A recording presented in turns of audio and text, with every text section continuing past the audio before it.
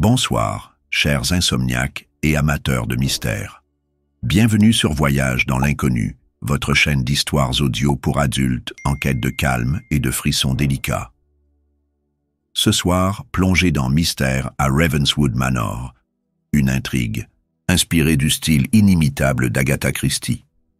Laissez-vous bercer par une enquête feutrée, des personnages ambigus et une atmosphère brumeuse où chaque détail compte. Préparez-vous à fermer les yeux et à ne pas les rouvrir avant le dénouement. Bonne nuit et que les rêves vous emportent. À la veille de la Seconde Guerre mondiale, le paisible village de Little Haversham est plongé dans le chaos lorsque Sir Reginald Covington, un riche aristocrate, est retrouvé mort dans son manoir ancestral. Tous les soupçons se portent sur les invités réunis pour son 60e anniversaire. Sa veuve éplorée, son neveu ambitieux, un médecin aux mains sales, une gouvernante trop discrète et un étranger mystérieux répondant au nom de Mr. Brown. Ce dernier, pourtant inconnu de tous, se propose d'élucider l'affaire.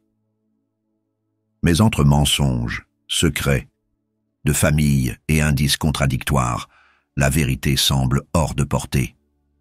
Qui est réellement Mr. Brown? Et pourquoi le symbole d'un corbeau gravé sur la scène du crime réapparaît-il à chaque tournant? Une course contre la montre commence, où rien n'est ce qu'il paraît. Chapitre 1. L'invitation inquiétante. La pluie tombait drue sur la campagne anglaise, transformant les champs en mares grises et les routes en rubans boueux. Assis dans le compartiment étroit du train de Little Haversham, Mr. Brown contemplait le paysage détrempé à travers la vitre embuée, son profil anguleux, éclairé par intermittence par les lampadaires des villages traversés, reflétait une concentration tranquille. Dans sa main gantée, il serrait une lettre à l'entête des Covington, un corbeau stylisé gravé dans le papier épais. « Venez à Ravenswood Manor. Urgent. » Aucune signature, si ce n'est le sceau de cire noire apposé avec soin. Intrigant. Pourquoi Sir Reginald Covington, un homme qu'il n'avait jamais rencontré, lui aurait-il envoyé une telle convocation? Brown n'était ni détective, ni homme de loi, ni même un parent éloigné. Pourtant, l'invitation insistait. « Venez avant la nuit. » Et il était venu, porté par une curiosité qui, depuis des années, lui collait à la peau comme une seconde nature. Le train s'arrêta enfin dans un crissement métallique. La gare de Little Haversham n'était guère plus qu'un quai délabré et une lanterne vacillante. Un fiacre attendait, conduit par un homme à la barbe hirsute qui marmonna un « bonsoir, messieurs » à peine audible. Le trajet jusqu'au manoir fut silencieux, ponctué seulement par le martèlement des sabots et le crépitement de la pluie. Ravenswood Manor se dressa soudain devant eux, masse sombre découpée contre un ciel d'encre. Ses tours gothiques, mangées par le lierre, semblaient vouloir percer les nuages. Des fenêtres éclairées brillaient faiblement, comme des yeux fatigués. Brown régla le cocher et gravit les marches du perron, sa mallette à la main. La porte s'ouvrit avant même qu'il ne frappe. « Mr. Brown ». La voix était celle d'une femme, teintée d'un accent londonien soigné. Une gouvernante, sans doute, robe noire austère, chignon serré, mains pâles croisées sur un tablier blanc. « Je suis Miss Grey. Sir Reginald vous attendait. » Attendait. Le passé sonnait étrangement. Brown fronça les sourcils. « Est-il indisposé? »« Je vais vous conduire à lui. » Elle le précéda dans un hall lambrissé où flottait une odeur de cire et de bois humide. Des portraits sévères les observèrent depuis les murs, leurs regards figés dans le temps. Miss Grey s'arrêta devant une double porte en chêne, hésita, puis l'entr'ouvrit. « Sir Reginald » commença-t-elle, mais Brown ne la laissa pas finir. Il pénétra dans la pièce, et son cœur manqua un battement. La salle à manger était plongée dans une semi-pénombre, éclairée seulement par les flammes mourantes d'une cheminée. Sur la table, dressée pour un dîner qui n'aurait jamais lieu, trônait un service en porcelaine intact. Et au centre, affalé sur sa chaise, Sir Reginald Covington fixait le vide, un couteau de cristal planté dans la poitrine. « Mon Dieu !» souffla Brown. Il s'approcha, notant les détails avec une précision clinique. Aucune trace de lutte. Les mains de la victime étaient croisées sur le manche du couteau, comme disposées là délibérément. Sur la nappe, une tache de vin rouge s'étalait près du couvert. Un accident? Ou un message? Et puis, il y avait ce corbeau en porcelaine, posé près de l'assiette de Sir Reginald, ses yeux noirs reflétant les flammes. « Depuis quand est-il » demanda Brown sans se retourner. « 1 heure, peut-être 2 » répondit Miss Grey d'une voix blanche. « Les invités sont réunis au salon. Ils ne savent pas encore. » « Les invités ?» Le dîner d'anniversaire de Sir Reginald. Ils sont arrivés ce soir. Brown hocha la tête. Une réception. Un meurtre. Et lui, étranger, au cœur de la tempête. Il effleura le corbeau du bout des doigts. Une réplique parfaite de celui sur le sceau de la lettre. « Faites prévenir la police, Miss Grey, et rassemblez les invités. Je crains que cette nuit ne soit longue. » Alors qu'il prononçait ces mots, un éclair zébra le ciel, illuminant la pièce d'une lueur spectrale. Dans cette fraction de seconde, Brown crut voir le corbeau bouger. Mais lorsqu'il regarda à nouveau, il n'y avait que la porcelaine froide et le visage sans vie de Sir Reginald, souriant presque. Chapitre 2. Le cercle des suspects. Le salon de Ravenswood Manor sentait le bois ciré et le thé refroidi. Une dizaine de bougies luttaient contre l'obscurité, projetant des ombres déformées sur les tentures bordeaux. Brown, debout près de la cheminée, observait les invités rassemblés comme des pions sur un échiquier.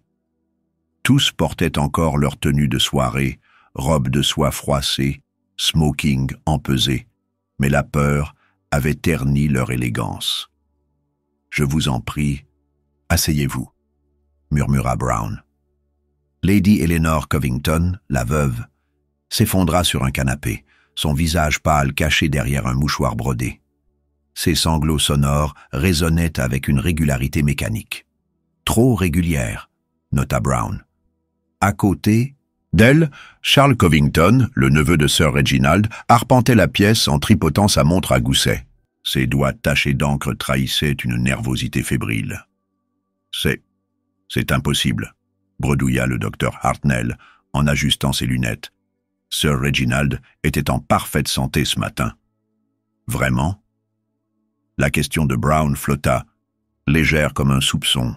Le médecin rougit, se racla la gorge et vida d'un trait son verre de brandy. « Je l'ai examiné hier. Aucun signe avant-coureur. » Curieux. Brown se tourna vers Clara, la nièce de Sir Reginald, recroquevillée, dans un fauteuil. Ses mains fines serraient un livre à la reliure usée. « Jane Eyre », remarqua-t-il. Ses yeux verts, trop grands pour son visage juvénile, fixaient le vide. « Vous étiez proche de votre oncle, Miss Covington ? » Je le voyais peu, répondit-elle, d'une voix à peine audible. « Il m'a élevé après la mort de mes parents, mais... » Elle se tut, les joues soudain écarlates. Arthur Pike, un homme d'affaires aux cheveux gominés, ricana depuis son coin. « Allons, Clara, pas de secret entre nous. Oncle Reginald t'adorait, n'est-ce pas, ma chère ?» Un silence glacial suivit.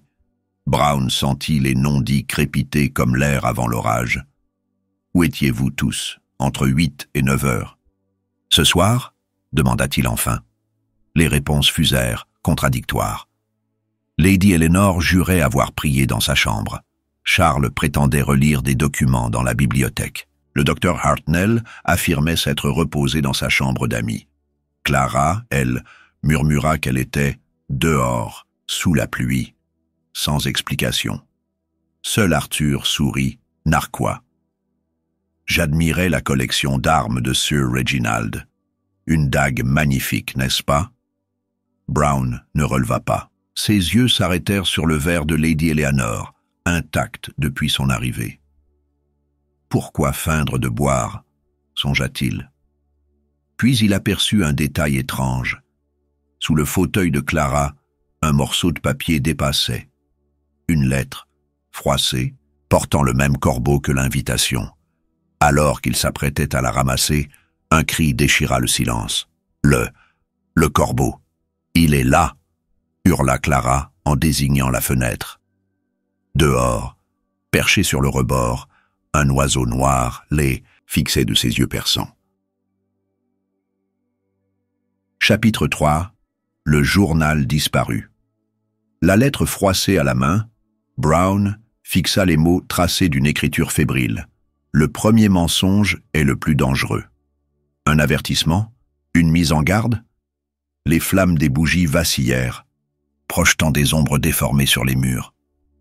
Clara s'était levée, les mains crispées sur son livre. Je ne savais pas qu'il était là, balbutia-t-elle, en désignant le corbeau dehors. Je vous le jure. Personne ne vous accuse, Miss Covington, répondit Brown d'un ton apaisant. Mais son regard croisa celui d'Arthur Pike, dont le sourire narquois s'élargit. Miss Gray entra précipitamment, les traits défaits. « La police ne viendra pas avant l'aube, » annonça-t-elle. « Les routes sont inondées. »« Parfait, » murmura Brown. « Nous avons donc toute la nuit pour discuter. » Il s'approcha de la fenêtre, scrutant l'obscurité. Le corbeau avait disparu, ne laissant qu'une plume noire sur le rebord. Un complice, un témoin, il rangea la plume dans sa poche, notant du coin de l'œil que Lady Eleanor détournait le regard. « Je propose que nous commencions par le commencement, » déclara-t-il en s'asseyant face au groupe. « Sir Reginald vous a tous réunis pour son anniversaire. Pourtant, aucun de vous ne semble surpris par sa mort. » Un silence pesant suivit. Charles ricana, nerveux. « Vous insinuez que nous sommes complices ? Je constate, simplement. » Brown posa la lettre sur la table. « Quelqu'un a reçu ceci. Un avertissement, peut-être. Qui ? Ce n'est pas à vous. » Clara bondit, arrachant le papier des mains de Brown. Ses yeux brillaient de larmes contenues. « C'était à lui, à Sir Reginald. »« Non, » intervint Arthur en se levant, « à elle. » Il désigna Lady Eleanor, dont le visage se figea. « N'est-ce pas, ma chère tante? Ces lettres anonymes qui vous terrorisaient, elles parlaient d'un corbeau, non ?» Lady Eleanor se leva d'un bond, renversant son verre. « Taisez-vous, vous ne savez rien. »« Oh, mais je sais tout, » répliqua Arthur glacial. « Le passé de Sir Reginald, c'est arrangement financier, et ce journal qu'il cachait dans son bureau. » Brown se raidit. Un journal. Où est-il maintenant? Détruit sans doute, grogna Charles. Oncle Reginald ne supportait plus ses secrets. Secrets? Releva Brown. Ou chantage? Arthur éclata de rire. Bravo, Mr. Brown, c'est exactement ce que je pense. Quelqu'un menaçait de tout révéler, et ce quelqu'un, il se tourna vers Clara, qui recula comme un animal traqué. N'a pas supporté de voir son oncle préférer une étrangère à sa propre famille. Clara ouvrit la bouche pour protester, mais un cri déchirant retentit soudain depuis le hall. « Miss Gray !» Le docteur Hartnell se précipita vers la porte, suivi par le groupe. La gouvernante gisait au pied de l'escalier, inconsciente. Dans sa main crispée, un morceau de papier dépassait. Brown le récupéra, le cœur battant. Le deuxième mensonge est le feu qui consume. Elle a voulu monter dans le bureau de Sir Reginald, gémit Lady Eleanor. Elle a dit qu'elle savait où était le journal. Brown examina le corps. Aucune blessure visible, mais une odeur âcre flottait dans l'air. Du chloroforme. « Portez-la dans sa chambre, » ordonna-t-il, « et que personne ne touche à rien. » Resté seul, il grimpa l'escalier, une bougie à la main. Le bureau de Sir Reginald était une pièce austère, meublée d'une lourde table en acajou et d'une bibliothèque remplie de livres anciens. Derrière le sous-main en cuir, un coffre-fort entrouvert béait, vide, on a fouillé. Il passa les étagères en revue, effleurant les reliures, jusqu'à ce que ses doigts sentent une rainure sous guerre épais, une trappe secrète. À l'intérieur, un médaillon en argent, gravé d'un corbeau, et une mèche de cheveux roux. Clara est brune. Un craquement le fit se retourner. Dans l'encadrement de la porte, Arthur Pike souriait, un chandelier à la main. « Vous cherchez des réponses, Mr. Brown? Ou des ennuis? » Les deux souvent vont de pair. Pas ici. Arthur s'avança, menaçant. Ce manoir cache des secrets plus grands que vous ne l'imaginez. Des secrets qui tuent, comme celui de la véritable héritière des Covington. Brown brandit le médaillon. Clara n'est pas la nièce de Sir Reginald, n'est-ce pas? Elle est sa fille, celle qu'il a eue avec une femme du village, et qu'il a cachée pour protéger son titre. Arthur blêmit. Vous ne savez rien. Alors pourquoi mentir sur la couleur de ses cheveux? Un bruit de verre brisé les interrompit. En bas, un cri. Clara. Chapitre 4. La tempête et le corbeau. Elle respire encore. Le docteur Hartnell s'agenouilla près de Clara, palpant son pouls. Du poison ou un sédatif puissant. « Qui a servi le thé ?» demanda Brown, les yeux fixés sur la tasse, brisée. « Moi, j'ai mis Miss Gray revenue à elle, mais je n'ai rien ajouté. »« Bien sûr que non, » ironisa Arthur. « C'est elle qui l'a fait. » Il désigna Lady Eleanor, recroquevillée dans un fauteuil. Elle voulait éliminer Clara avant qu'elle ne réclame son héritage. « Assez. » Brown leva une main lasse. « Miss Gray, où est la cuisine? »« Au sous-sol, mais montrez-moi. » La cuisine était une pièce voûtée, éclairée, par une lanterne fumante. Sur la table, un plateau avec une théière et des tasses. Brown renifla le breuvage. Amande amère, cyanure. Un frisson le parcourut. Qui a accès à ces réserves? Tout le monde, avoua Miss Gray. Sir Reginald tenait à ce que les invités se servent eux-mêmes. Même vous, docteur Hartnell. Le médecin sursauta. Je ne m'occupe pas des boissons. Vraiment? Brown sortit une fiole d'un placard étiqueté Digitaline. Un médicament cardiaque, celui que vous avez prescrit à Sir Reginald, n'est-ce pas? Il en avait besoin. Ou vous en aviez besoin pour le tuer à petit feu. Un éclair illumina la pièce, révélant une porte dérobée sous l'escalier. Brown l'ouvrit, dévoilant un passage étroit. « Où mène-t-il ?»« À la cave, » murmura Miss Gray. « Et au jardin. » Dehors, la tempête faisait rage. Brown s'enfonça dans le noir, guidé par le faisceau de sa lanterne. Soudain, un bruit de terre remuait. Une pelle gisait près d'un trou fraîchement creusé. À l'intérieur, une boîte en fer rouillée, vide. Quelqu'un cherchait ceci. Il brandit un morceau de papier humide, collé au fond. « Le dernier mensonge est la vérité que vous cachez. »« Mr. Brown !» Charles déboula du manoir, trempé jusqu'aux os. Clara s'est réveillée. Elle dit que c'est lui, l'homme du portrait dans le hall. Brown se figea.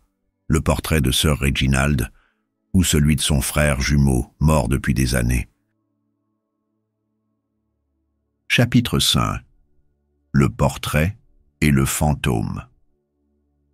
Le portrait de Sir Reginald dominait le hall, ses traits sévères éclairés par une lanterne tremblante. Brown s'approcha, scrutant chaque détail. Le visage était bien celui de la victime, mais quelque chose clochait. La main gauche, légèrement crispée, trop crispée, comme si le peintre avait voulu suggérer une infirmité. Clara dit que c'est lui, répéta Charles essoufflé. L'homme qui l'a empoisonné, il lui ressemblait. À Sir Reginald? Non, à son frère. Brown se retourna, surpris. Son frère jumeau, je suppose. Celui qui est mort noyé il y a 20 ans. Officiellement, oui, intervint Arthur en les rejoignant, un sourire narquois aux lèvres. Mais certains prétendent qu'Alistair Covington a survécu, qu'il rôde encore dans ce manoir. Un coup de tonnerre fit vibrer les vitres. Brown ignora le frisson qui lui parcourut l'échine. Où est le portrait d'Alistair? Détruit, répondit Miss Gray depuis l'escalier. Sir Reginald l'a fait brûler après la disparition de son frère. Curieux? Brown effleura la toile, notant une légère bosse sous la peinture, au niveau de la poitrine. Un objet caché? Docteur Hartnell, vous connaissiez Alistair? À peine, marmonna le médecin. Il était instable, jaloux de son frère. Clara apparut, pâle mais déterminée. Oncle Reginald m'a raconté qu'Alistair était gentil, qu'il m'apportait des bonbons quand j'étais petite. Mais après l'accident, il a changé. Quel accident? Une chute de cheval, intervint Lady Eleanor d'une voix blanche. Alistair a perdu l'usage de la main gauche. Il a sombré dans l'alcool et la folie. Brown fronça les sourcils, la main gauche, comme celle du portrait, anormalement raide. Et Sir Reginald a couvert sa disparition, n'est-ce pas, pour protéger le nom des Covington. Assez. Arthur s'avança, menaçant. Vous jouez à Dieu, Brown, mais vous ignorez tout de cette famille. Vraiment? Brown sortit le médaillon de sa poche, le lançant à Clara. Reconnaissez-vous la mèche de cheveux? C'est celle de ma mère, souffla-t-elle. Mais pourquoi est-elle ici?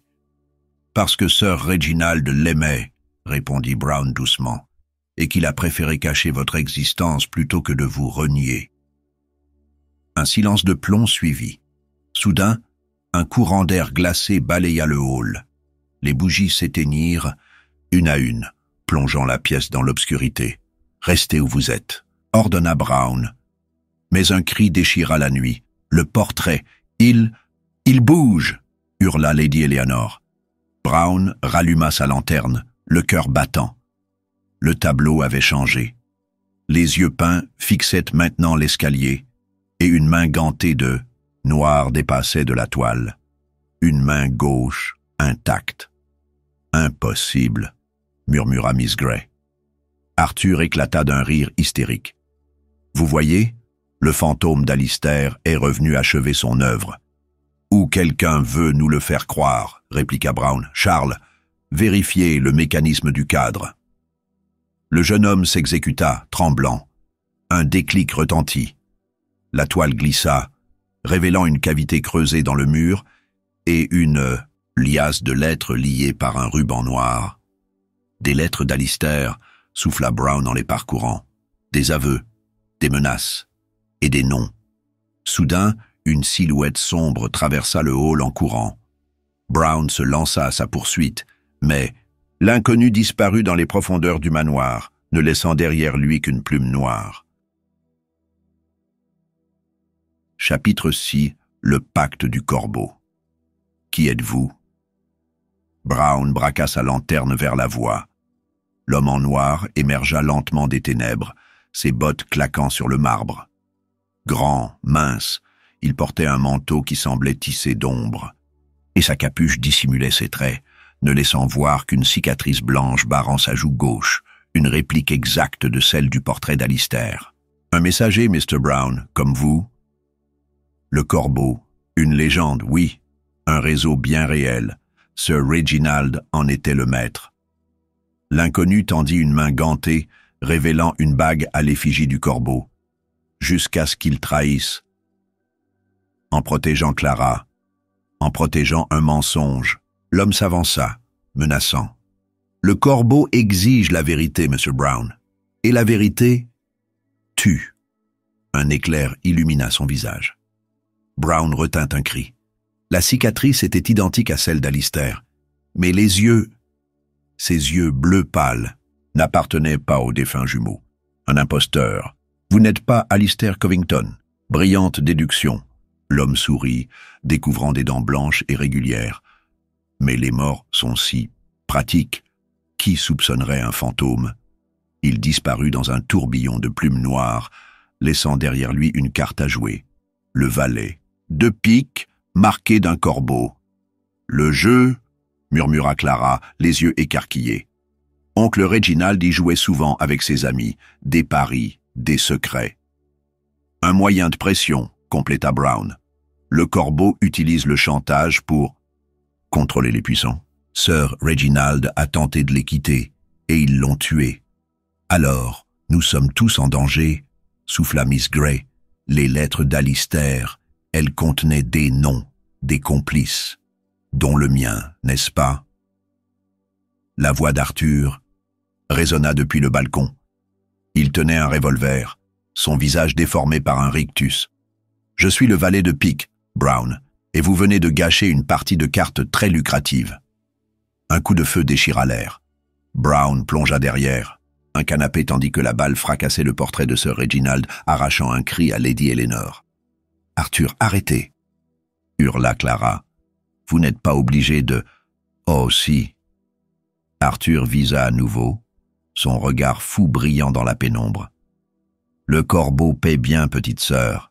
Et vous, Brown, vous auriez dû rester chez vous. » Brown rampa vers la cheminée, cherchant un abri. « Pourquoi, Clara?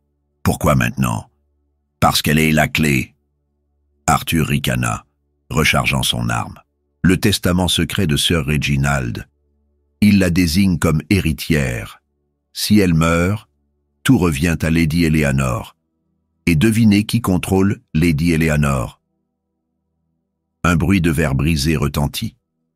Le docteur Hartnell surgit de la bibliothèque, une carafe de brandy à la main. « Assez !» lança-t-il en la lançant sur Arthur. Le jeune homme esquiva, mais le projectile heurta le lustre, projetant des éclats de cristal sur le sol. Profitant de la diversion, Brown bondit, saisissant un tisonnier. « Rendez-vous, Pike, la police sera là à l'aube. »« La police ?» Arthur éclata d'un rire hystérique. « Vous croyez qu'ils trouveront autre chose qu'un accident? Un incendie, peut-être ?» Il jeta un regard appuyé vers les rideaux enflammés par la lanterne. « Renversez, vous êtes fou !» cria Miss Grey en tentant d'éteindre les flammes. « Non, juste désespéré. » Arthur recula vers la porte, son arme braquée sur Clara. « Elle vient avec moi, une monnaie d'échange, ou un cadavre de plus. Jamais. » Brown s'interposa, le tisonnier levé. Arthur tira. La balle effleura l'épaule de Brown, lui arrachant un grognement. Mais Clara, mue par une force soudaine, saisit un chandelier et le lança de toutes ses forces. Le projectile atteignit Arthur à la tempe. Il s'effondra, inconscient. « Vite !» Brown attrapa Clara par le bras. « La cave, le passage secret. » Les flammes léchaient déjà les tentures, dévorant l'oxygène. Le groupe se précipita vers l'escalier, mais une silhouette bloquait le chemin. L'homme en noir était de retour. « Vous ne pouvez pas fuir, murmura-t-il. Le corbeau vous trouvera. » Un rugissement sourd monta des profondeurs du manoir. Les fondations tremblèrent. « La chaudière !» s'écria Miss Grey. « Elle va exploser !» Brown prit Clara dans ses bras et courut vers la sortie, le souffle brûlant de l'incendie dans son dos. Chapitre 7. Les ombres de la nuit. La pluie tombait en rideaux d'argent, noyant les flammes qui dévoraient Ravenswood Manor. Brown, trempé jusqu'aux os, soutenait Clara tandis que le groupe s'éloignait en titubant du brasier. Derrière, le manoir semblait hurler dans son agonie, ses fenêtres crachant des langues de feu comme des yeux furieux. « Nous ne pouvons pas rester ici, » murmura Miss Grey tremblante. « Le village est à des kilomètres et les routes sont inondées. »« Alors nous chercherons refuge dans la vieille grange, » répondit Brown. « Elle est à l'ouest près des bois. » Le docteur Hartnell, encore sous le choc, serrait sa mallette contre lui. Arthur, il était l'un d'eux, un pion du corbeau. Mais qui était cet homme en noir? « Une marionnette, » grogna Brown, ou peut-être plus. Il connaissait trop de détails pour être un simple messager. Clara, silencieuse jusque-là, releva la tête. Ses cheveux bruns collés par la pluie encadraient un visage livide. « Il a dit que le corbeau me trouverait. Qu'est-ce que ça veut dire? Que vous êtes au centre de tout ceci. » Brown sortit le médaillon de sa poche, l'examinant à la lumière vacillante d'une lanterne. « Votre mère, elle faisait partie du réseau, n'est-ce pas? » Je ne sais pas. Oncle Reginald ne parlait jamais d'elle, juste qu'elle était différente. Un éclair zébra le ciel, illuminant une silhouette sombre qui se détachait sur la crête d'une colline. L'homme en noir. Courez! Hurla Brown.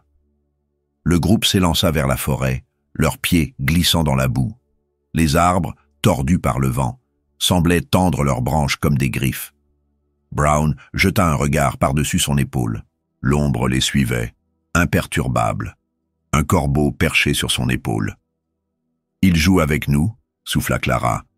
Brown hocha la tête. « Pour l'instant. Mais il finira par attaquer. » Ils atteignirent enfin la grange, une bâtisse délabrée, aux murs de pierre moussue. À l'intérieur, l'air sentait le foin humide et le bois pourri. Miss Grey barricada la porte avec une planche, tandis que le docteur Hartnell allumait une lampe à huile. « Combien de temps avant que la police arrive » demanda-t-il. « Pas avant l'aube » répondit Brown. Et même alors, il s'interrompit, fixant la fenêtre.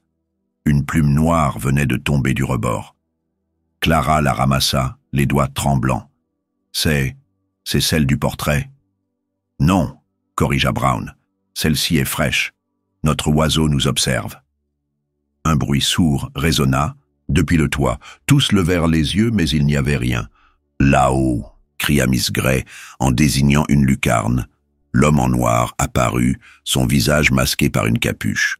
« Vous avez quelque chose qui m'appartient, Mr. Brown. »« Rien ne vous appartient, » répliqua Brown, brandissant le médaillon.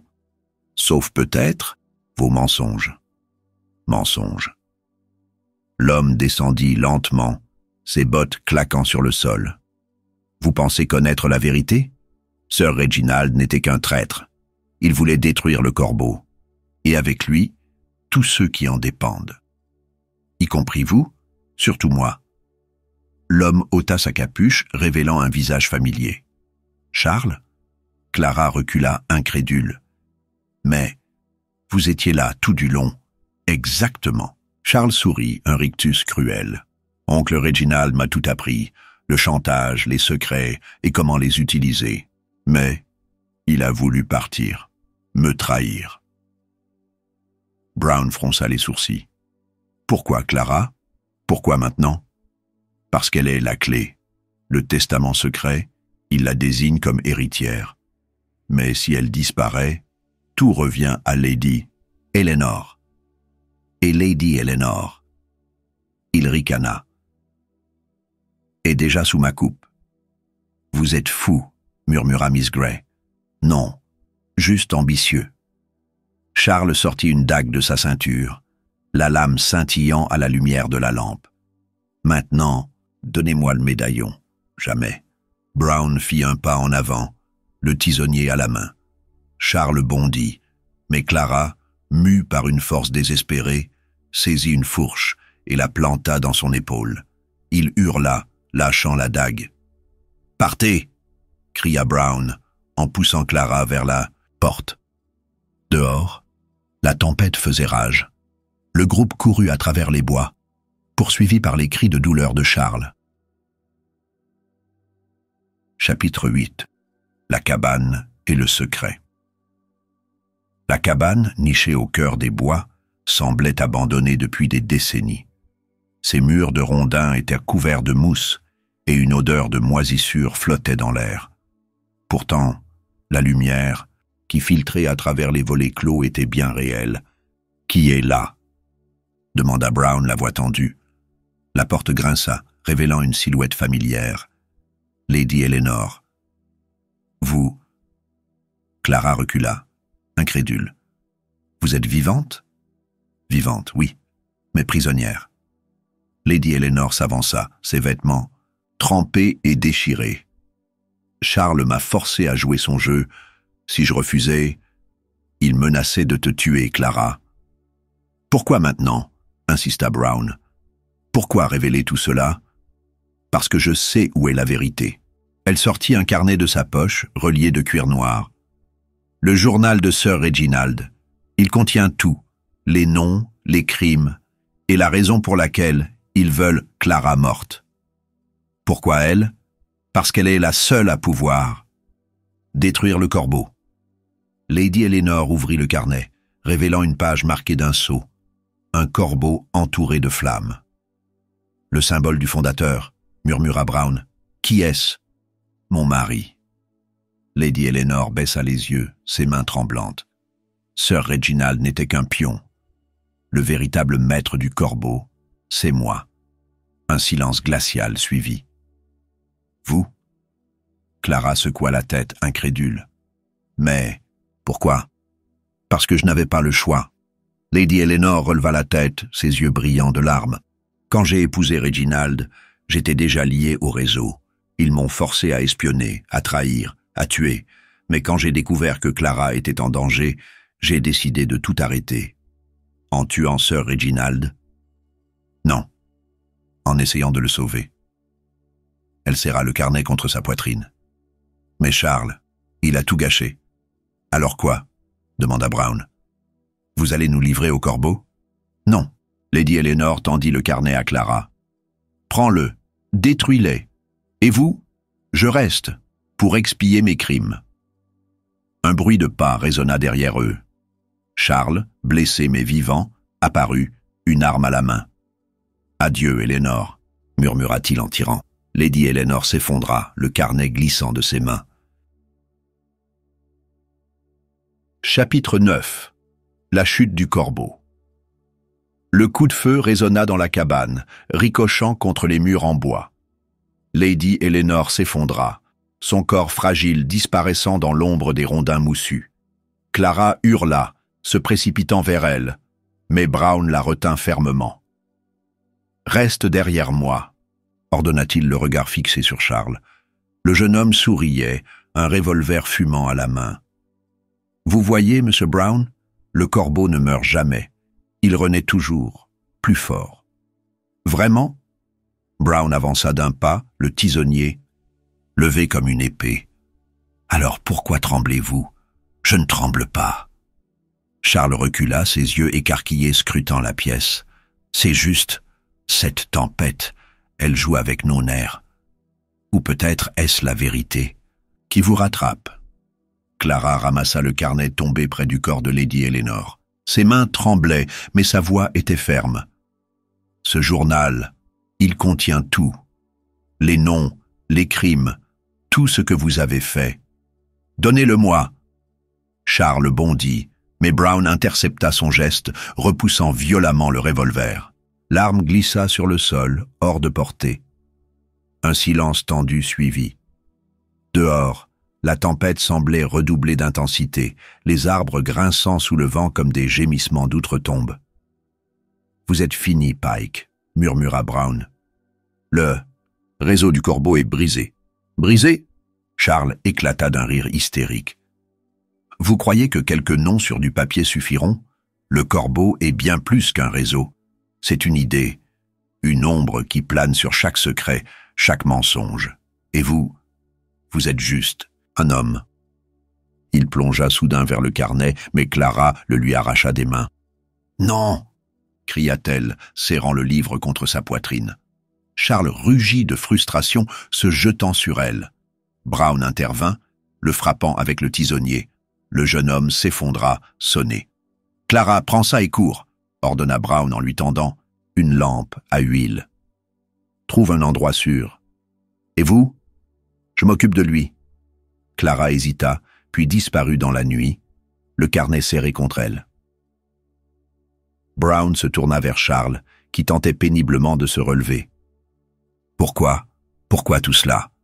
Parce que je suis né pour ça. » Charles cracha du sang, son visage déformé par la douleur. « Le corbeau, c'est mon héritage, mon destin, un destin que vous avez choisi. Sir Reginald a essayé de fuir, Lady Eleanor aussi, mais vous avez préféré tuer plutôt que de renoncer. Et vous pensez que ça change quelque chose? » Charles sourit, un rictus amer. « Le corbeau survivra, toujours. Pas cette fois. » Brown souleva le tisonnier, prêt à frapper, mais avant qu'il ne puisse bouger, un cri déchira la nuit. Chapitre 10. La vérité révélée. La silhouette sombre s'avança, révélant Arthur Pike, miraculeusement rescapé de l'incendie. Son visage était couvert de suie, ses vêtements déchirés, mais son regard brillait d'une froide détermination. « Vous pensiez vraiment que j'allais mourir si facilement » ricana-t-il, resserrant sa prise sur Clara. « Le corbeau ne tombe jamais. »« Relâchez-la, Pike !» ordonna Brown, le tisonnier levé. « C'est fini. »« Fini ?» Arthur éclata de rire. « Vous avez détruit Ravenswood Manor, tué Lady Eleanor, humilié Charles. Mais vous n'avez rien compris. Le corbeau n'est pas un homme, ni même une organisation. C'est un symbole, une idée, et tant qu'il y aura des secrets, il existera. Alors, je vais le détruire. » Clara s'avança, tenant le carnet devant elle. « Tous ces noms, toutes ces vies ruinées, je vais tout révéler. Vous n'aurez jamais cette chance. » Arthur tira une dague de sa ceinture, la pointe effleurant la gorge de Clara. Brown serra les dents. « Lâchez-la, ou je jure que... »« Ou quoi ?» Arthur sourit. « Narquois. Vous allez me tuer? Me menacer? Le corbeau est déjà partout. Brown, dans chaque ville, chaque famille. Vous ne pouvez pas l'arrêter. Peut-être pas. Mais je peux vous arrêter, vous. » Brown bondit, mais Arthur fut plus rapide. D'un geste fluide, il poussa Clara sur le côté et lança la dague. Brown esquiva de justesse, la lame se fichant dans un arbre derrière lui. « Vous êtes pathétique, Brown. Un homme seul contre un empire. » Un bruit de sabots résonna soudain dans la nuit. Une voiture approchait, ses lanternes perçant la pluie. « La police !»